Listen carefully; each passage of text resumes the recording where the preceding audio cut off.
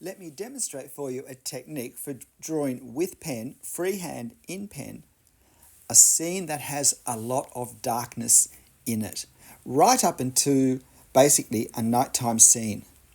Scenes with strong darkness often make very dramatic scenes, and therefore we can really want to draw them. But somehow they mess with our head and we get confused and we're not really sure how to do it.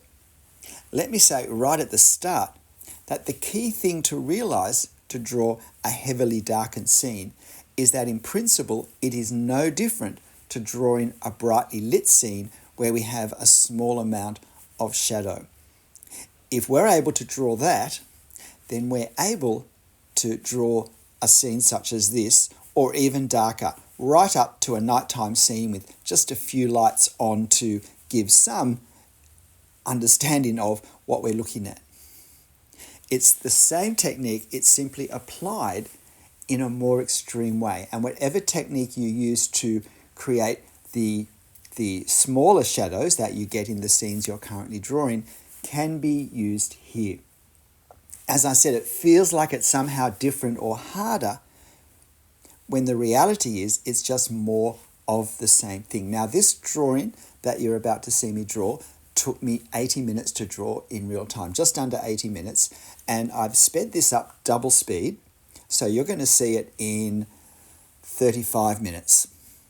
So remember that I am going half this speed. If you want to watch a portion of it at actual drawing speed, then use that cog icon, and you can slow this speed down to half speed, and then you'll be watching me draw it at actual speed. And I do suggest that you do that at least for a little bit of it. But what I'm doing now, you can see, is I'm basically doing I think of these as positioning marks. Now, I don't always basically do a faint dotted outline as I am here. Particularly with my architectural scenes, I will tend to just do that for a small section of the architecture and then firm that up a little bit and then move outwards in all directions. Exactly how I move outwards depends on the scene, the detail, and any particular factors with it. But with a scene such as in nature, I find it's actually very useful to do what I'm doing now, to position the key elements. And you can see that I'm working on the outline of large bushes and of trees. But what I don't want to get is heavy continuous lines, or really even light continuous lines, because part of the effect of this scene is visually a very fragmented lot of surfaces, with the possible exceptions of the actual trunks in darkness. There is a real mottled feel that different parts of this, with some complexity, are showing very different values of light to dark. We have some leaves that if we were to take out the colour in this would actually look white. They'd really look basically the same colour as the sky that's coming through, or the lightest part of the dirt where the sun is hitting the ground. So, but we also have a lot of sections that would be very dark and almost in effect black. So we need to create a great variety of effects. Now, we can't obviously draw every leaf and give each one a different value. So you'll watch me as I draw the foliage particularly, show you the hatching technique that I use to create foliage that's quite complex in very low light. Now, what you see me doing here is establishing the darkest value. I've already worked out, looking at this scene, that this curved tree, that really is the focal point of the scene, I think, is going to be the darkest element there is. So I can confidently hatch that in, making it dark. This is also a great demo for hatching, quite frankly. This may be the most helpful hatching demo you've ever seen. And I will be highlighting things about the hatching in particular as I proceed with it. I have a video that talks about the 10 ways I use hatching personally when I draw. It's not just about shade and shadow. There are lots of other ways we can use it as well. And I'll be using many of those in this scene. But I established the darkest section because now I know that all the hatching I do now is going to be lighter than this. Now, often I can't do that at the start. I'm not sure how dark the darkest area will be. And so I do it lighter than I think it needs to be so that I can make it or make parts of it darker towards the end when I do those final adjustments that are so important to any drawing process.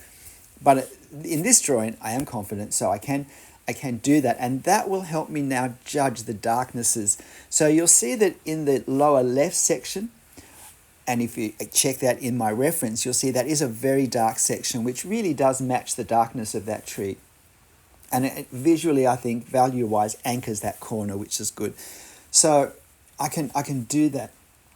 And I've also been now, with the hatching, just establishing some of the darker areas in that large shrub in the lower left. Let me say, this lower left section, in my mind, is the most challenging to create this darkness with basically a fine black pen line.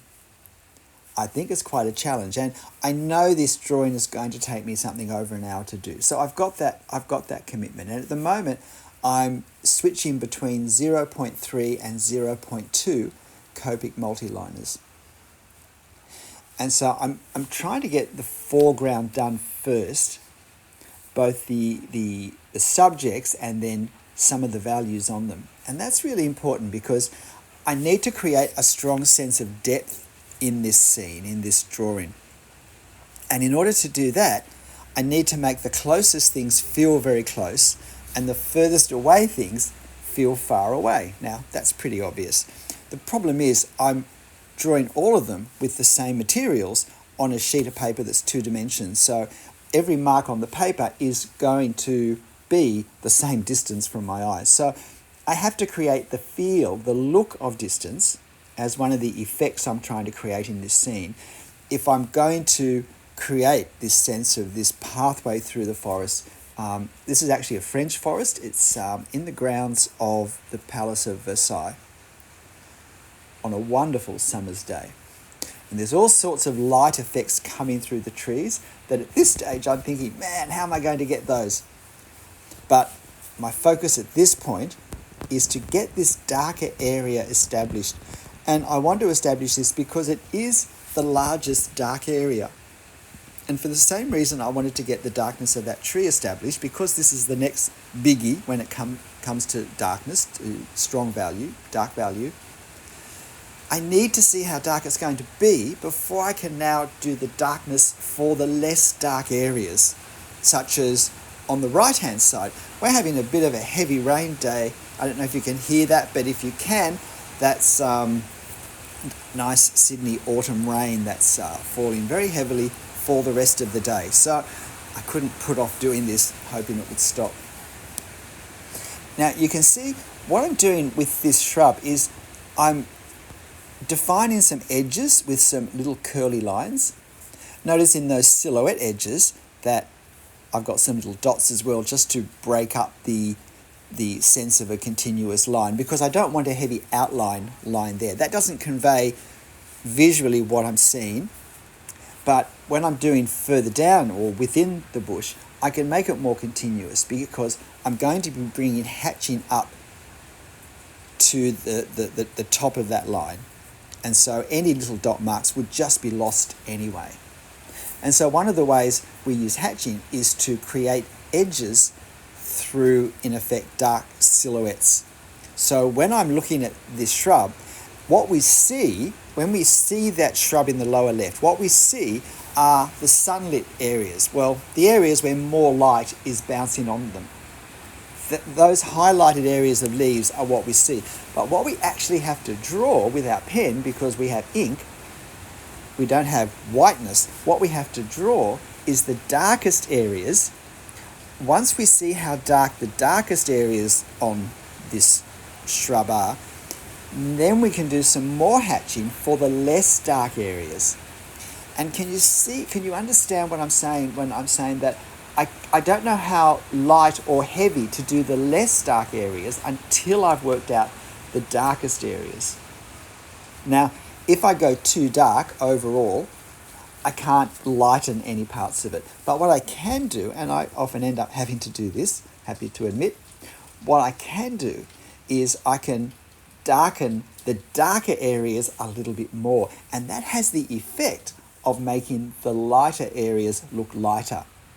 But as I mentioned before, I can't do that if I've already gone too dark at the start. Whereas if I allow a bit of wiggle room with the values, as I think of it, like to think of it, it does give me that option. And I find that's one of the really important things to do at the very end of a drawing, is to stand up, look at it. Sometimes I look at it through the camera because that helps me see it with new eyes, to look at it and to think, are the values working? Are the darkest bit the darkest bits, and are the lightest bits the lightest bits? Now you can see what I'm doing here. I'm doing hatching, and I'm particularly paying attention to the surface that the hatching is on. This is ground, and there's shadows on the ground. Well, there's shadows over all the ground down here, but some of the shadow is very light and some of it is heavier. Some of it has direct shadow, a heavy shadow from, say, the tree trunks and branches. Other shadow is from leaves, and some light is penetrating and there is light bouncing around on the ground too. So the darknesses are not the same. Look at that photo. The shadow, the darkness of that center tree is much darker than the darkness of the shadow on the dirt more towards the center, lower down. And I have to see that, and I have to capture that subtlety. And so you can see what I was doing with the hatching there on the ground. I was building up by using my 0.3, I think. It's not a 5, is it? Goodness. I'm building up layering of light marks, but lots of light marks on top of each other, and that gives me more variety. Look how I'm able to get lighter value, lighter greys with this compared to that bush on the lower left, where I was holding my pen more upright and probably drawing it, it's a bit hard to tell here, but drawing it a little less briskly as I'm doing now. The other thing I'm doing with my hatching on the ground is I'm trying to reflect the fundamentally horizontal surface of the ground, certainly compared to everything else here. So as I do my marks for the ground, I'm curving them slightly to represent the fact that on the ground, in reality, in this place, there are, in effect, there's mounding of dirt, or if you like, the wearing of furrows between different parts of the dirt, just basically depending on how the vegetation, such as shrubs or roots, might stop people walking in certain places, and other parts where people and animals are walking more frequently and therefore creating depressions. So capturing that is important. If I'd just done very horizontal lines, I would have created an effect that was far less realistic than what we have in our reference. In my mind, drawing is always, with everything, about creating an effect that captures the reality of the scene. And given that we can't always draw exactly what's in the scene, in fact, I think very rarely can we actually draw exactly what's in the scene, I'm trying to find marks, if you like, a different translation of what we see visually in the photo to create that feel, that understanding, that meaning, that visual meaning in my drawing. That's what I think drawing is all about. I have lots of videos that talk about my drawing process. You'll find them in my playlist on, I think it's basically tips and techniques for the self-taught artists, which talk a whole lot more about my understanding of the drawing process, which I think is actually key in being able to draw. And it's the one thing that you often don't get in drawing videos. Maybe I should make a video about that. But for now, we're right in the middle of this demo, and I think we're coming to the more exciting and interesting parts. So please don't go away, but hit the like button for me if you're finding this interesting, and if you're really interested to see how I'm going to capture now the light coming through the trees. But in my mind, this isn't going to be as challenging as what I've just done. Now, I will continue to put some darkness in this lower section that it looks like I finished, because I will be able to make those adjustments a bit later. So now I'm going to things that are a bit further away. And because they're further away, I know that the values are going to be a bit lighter, even for the same sort of thing. So for this tree, which is another large tree, that's not that many meters beyond the one I've drawn, very dark, I am making it noticeably lighter. If it's not noticeable, then I'm not going to get any effect by having a lighter value. And the same with this tree over here. I'm deliberately making it lighter. Now, I will be able to darken it in the future if I want, or darken parts of some of these trees. I think it's a mistake often to do the same value, the same amount of darkness up and down the entire trunk, because we don't necessarily have the same amount of light hitting the trees. If we look at the center tree I've got here in the photo, we'll see that the lower section of this tree is actually darker than the upper section. There is more light bouncing around higher up we go. Now, I can't remember whether I actually allow for that when I do the hatching, but I should. And if you go to draw this, I hope you do. Now, another really important thing to notice what I'm doing here now is with these trunks, I'm not drawing the trunks as solid lines for two reasons. One is it doesn't create a very natural look for any tree, even when the entire trunk is silhouetted with nothing in front of it. But in this forest scene, there is a lot of foliage that visually comes in front of the trunk, which is of a lighter value. So I need to leave space for that effect. And sometimes I don't even have to draw the things that are coming in front. If I just leave them, the brain will understand, seeing the gaps in the dark values of the trunks, that this is foliage coming across. So I leave this now, and I come to work on some of the next darkest areas, which are these close leaves quite front. So these are leaves, I'm pretty sure, are part of that center tree. And you can see here now, I'm still not drawing leaves really. I'm trying not to do leaf outlines and color them in, except for just for 2 or 3 leaves, some key leaves. But even though I could be tempted to draw these leaves individually, I'm still just trying to capture the effect. But the silhouette feel of them is very different to the ones we have lower down, because these, even though they're further away, they're larger leaves and they're very dark against light, so I can see the edges very clearly. So I need to take all that into account in my mind to help me work out what effect, what marks will create this effect. And because when we look at this, we want to see not individual leaves, but the effect of a bunch of these leaves in this lighting, in this case backlit and in shadow at this distance. So that's what I'm trying to do. So it's very important to start hatching early on when we have clusters of leaves such as this. Otherwise, we can be tempted simply to draw individual leaves too much, too early. And then it's hard to know when to stop. Have you ever been in that situation? You start drawing leaves because you can see them in the photo, and then you don't know where to stop. And ironically, in most cases, the more leaves we draw with accuracy, the less real our tree looks.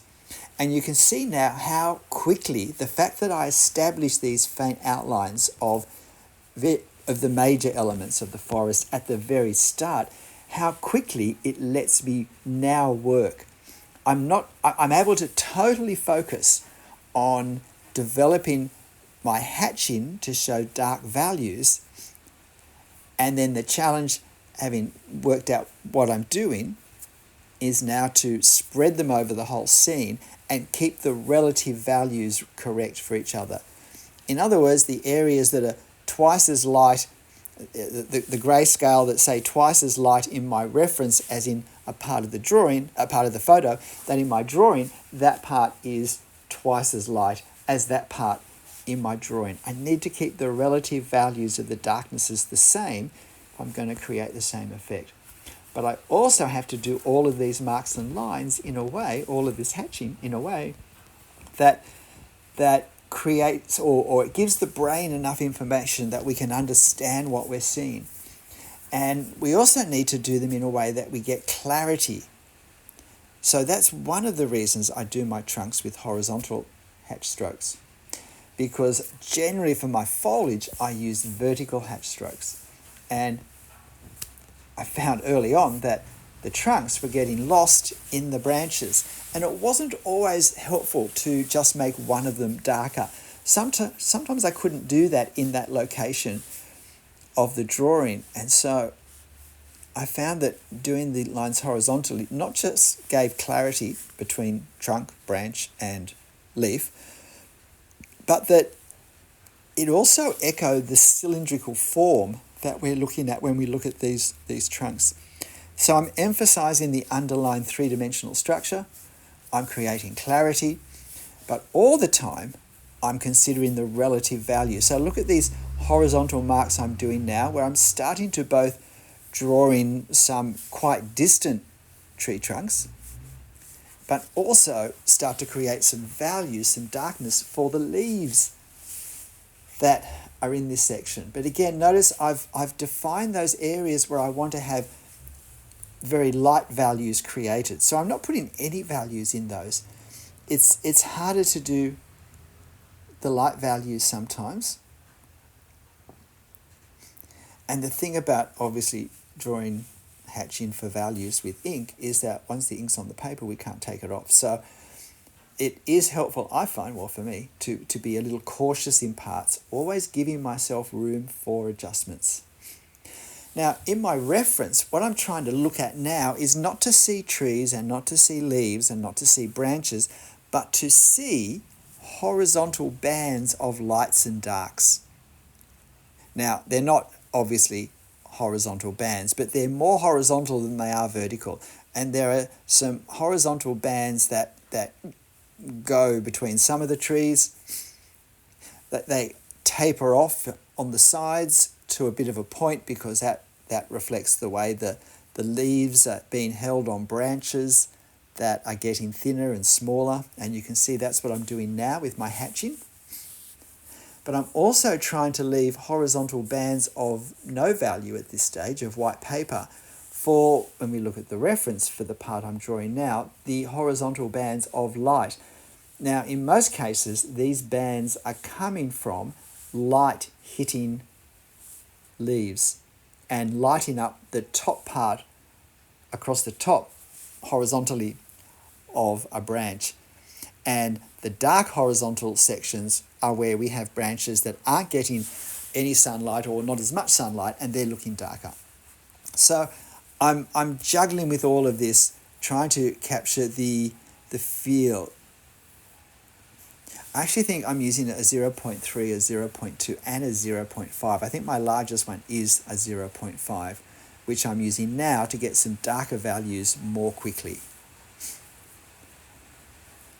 And with horizontal shadows on the ground too, I think it's helpful to try hard not to make them all the same value. If you look at one of the closest, maybe the closest, clearest horizontal shadow we have coming from that center tree, you can see it's darker towards the trunk than it is a bit further away. And again, because the further away that shadow on the ground goes from the tree, the more bouncing light will hit it, and therefore the less dark it's going to be.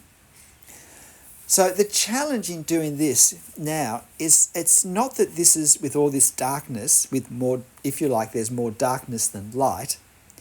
It's not that somehow drawing this is different, is harder. There's just a whole lot more of it.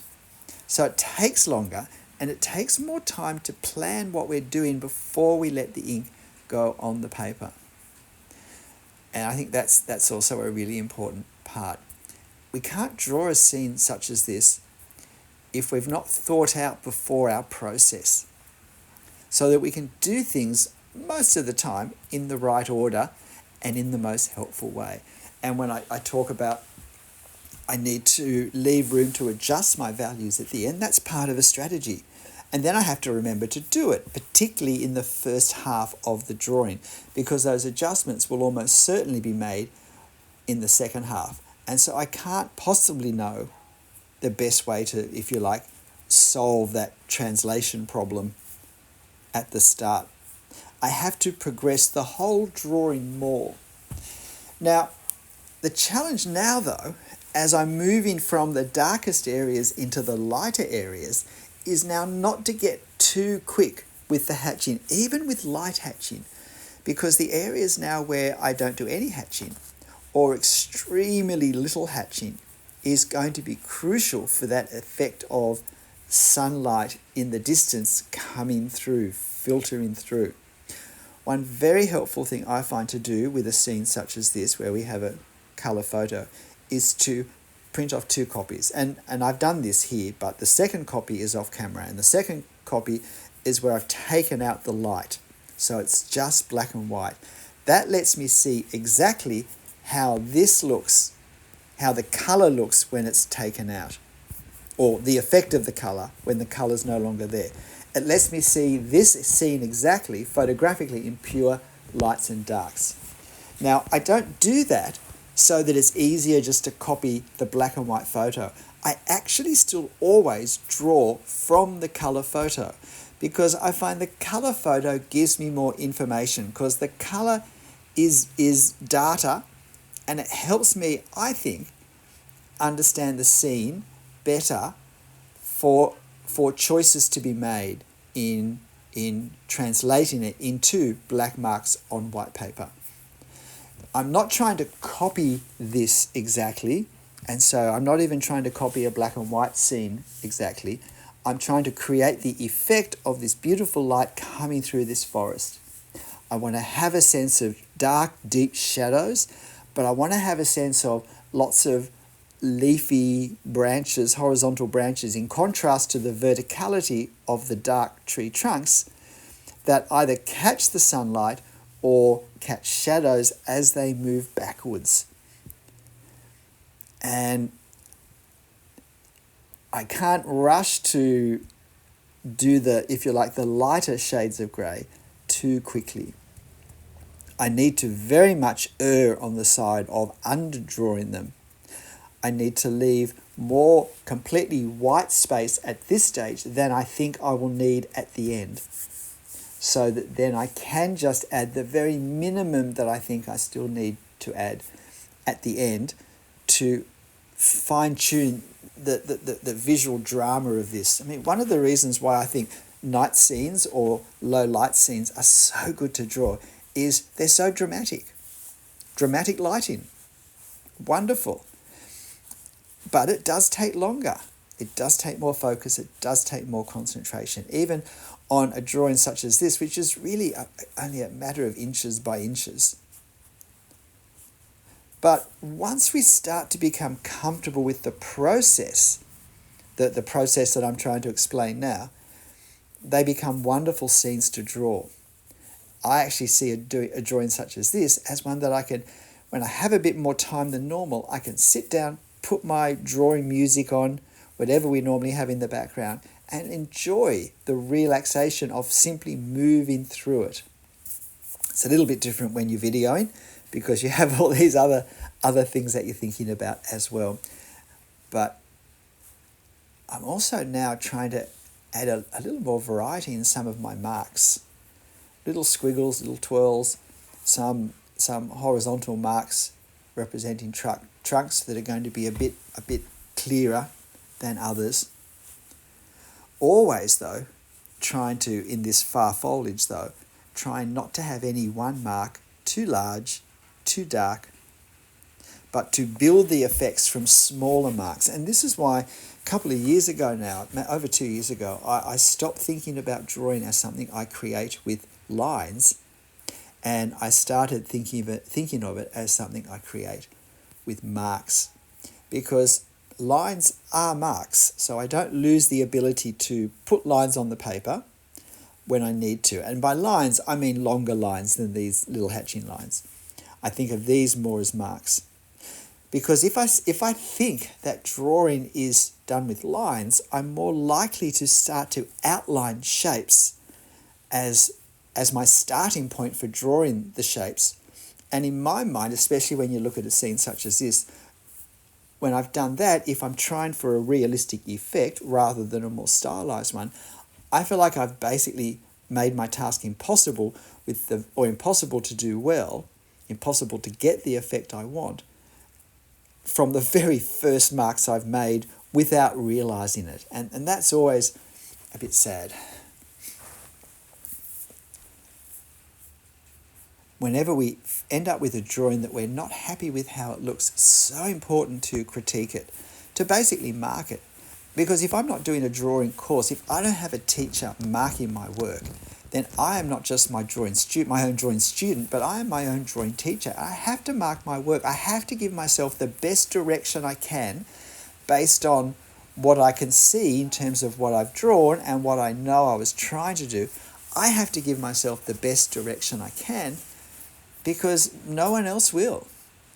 And if I don't give myself a focus of how I might improve in the next drawing, I can so easily just keep repeating the same mistakes, thinking somehow if I try harder. No, trying harder is not the thing.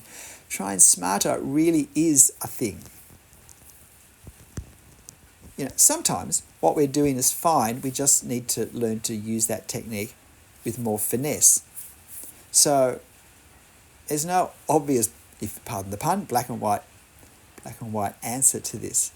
But again, over time, with any skill that we're trying to do over and over again, we will get better at it. And that's not just our drawing, but our critiquing as well. Now, look at how I'm trying to do these mottled bands of leaf that comes across this trunk. Look at the marks I have used.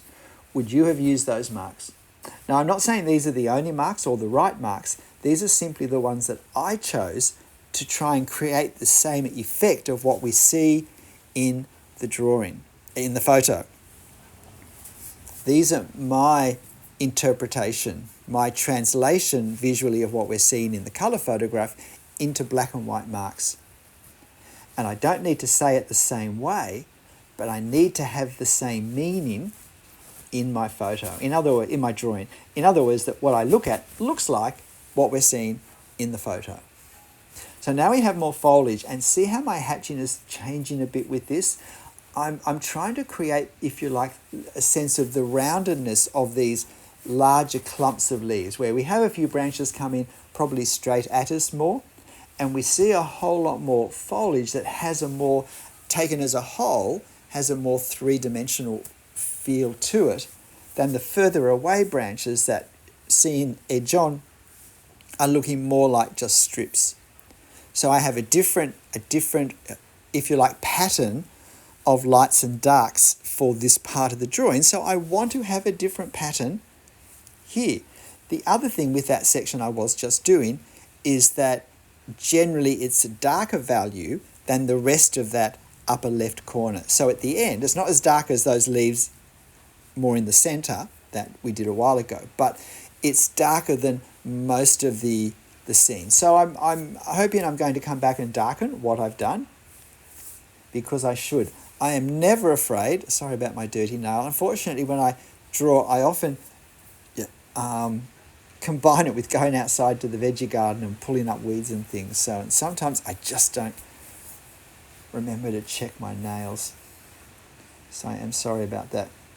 But we need I'm wanting a darker value there at the end compared to the foliage behind it, which is further away, which makes it in itself look a bit lighter, but also there is more sunlight coming down. That means we don't get as many shadows, and the shade isn't as strong. So it's always stopping. That's the only problem with this double time sped up, is the gaps where I stop drawing to look at my photo and to compare it with the effect I've created with my marks, and look back at my photo and look back at my drawing again. They get sped up so that it's not as obvious that I'm doing it. So that's why I say it's really helpful to slow this down to half speed, at least for, I would say, 5 minutes, to get a sense of the actual drawing rhythm. Because if you were just to try and draw this now based on having watched this video, you might be tempted to think that you can go this fast. Well, good luck to you. I wish you well, but just remember, I couldn't go this fast. It's just that I don't think as many people will watch a 75-minute video as a 36-minute video. So I'm making a few compromises. But I'm asking you to watch it at actual speed at least for a bit, because I think that's really important. So we're getting close, we're almost done. What do you think? How do you think it's looking? G'day, I'm Stephen Travers. Look, I really enjoyed doing this drawing and making those last adjustments. So these are now the final adjustments you see me making. And let me apologise, I have just become aware of how heavy the rain has become. I must admit, I was so focused on what I was doing and trying to explain everything of help that was coming to mind, that never occurred to me how heavy the rain was. But I hope this demonstration has helped you to work out a way of approaching a scene such as this to capture the effect. And when I look at what I've done now, I feel like, well, I could take a finer pen and start to create more nuance in it. But that kind of makes it a different drawing, but an equally valid one. It just depends what we want to have at the end. But hey, in the end, whatever you draw, however you draw it, whatever the lights and darks are, and however it looks at the end, make sure you have fun. Please hit that like button for me, and I'll see you next time. Bye.